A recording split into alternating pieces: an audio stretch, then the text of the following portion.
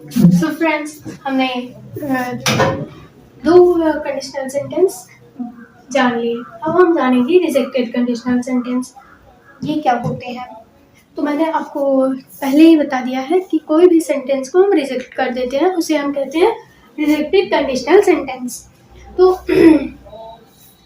इसका कौन सा इजीएस्ट तरीका होता है, चलिए जानते हैं। तो पहले इसमें आता है पास्ट इंडेफिनिट, और इसमें होता है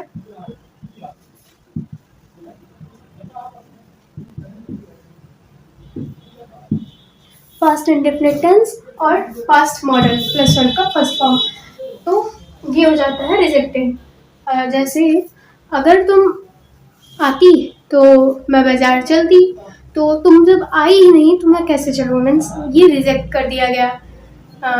अगर मैं अमीर होती तो तुम्हारी मदद करती, तो इसका मतलब है मैं अमीर हूँ नहीं तो मैं तुम्हारी कैसे मदद करूँ, तो ये हो गया रिजेक्टेड। ओके,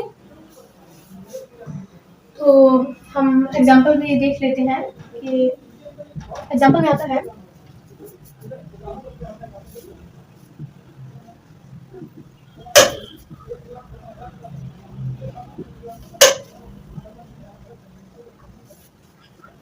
सॉरी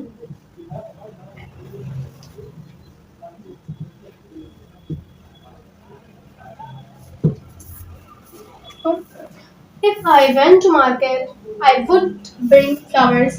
तो इसका मतलब है अगर मैं बाजार जाती तो फूल लाती।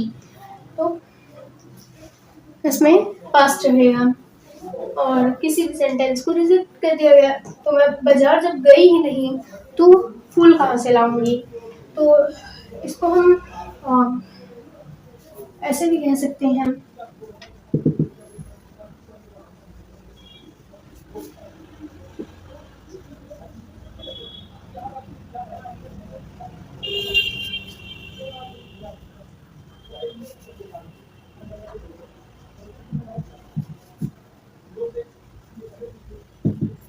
I would bring flower if I went to market। तो इसमें है मैं मैं फूल लाती, अगर मैं फूल लाती अगर मैं बाजार गई होती, जाती। ऐसे भी कह सकते हैं अगर मैं सॉरी मैं फूल लाती अगर मैं बाजार जाती, तो मैं बाजार गई ही नहीं, तो इसमें ऐसे भी कह सकते हैं। इसको बहुत से सारे सेंटेंस में सबऑर्डिनेटिंग लास्ट में आता है और मेन क्लॉज पहले आ जाता है। ओके, अब हम जानेंगे कि हाइपोथेटिकल कंडीशनल सेंटेंस क्या होता है, इसी के कहते हैं।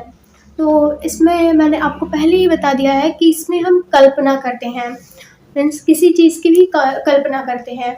और दूसरी चीज़ मैं आपको बता दूँ इसमें कि अगर रेफरेंस पास्ट टाइम का जो होता है तो इसके भी दो पार्ट हो जाते हैं। कौन कौन से? पास्ट टाइम का होता है तो इसके दो पार्ट हो जाते हैं। इसमें होता है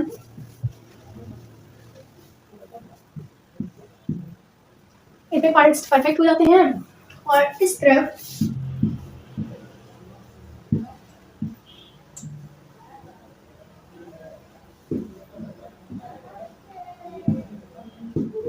okay past model plus verb का फर्स्ट फॉर्म हो जाता है इसमें।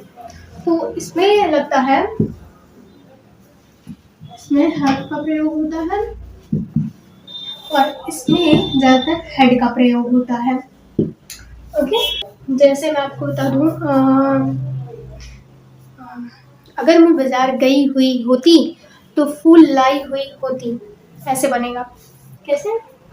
एग्जाम्पल में मैं ऐसे बता दूं कि if I had gone to market, I would have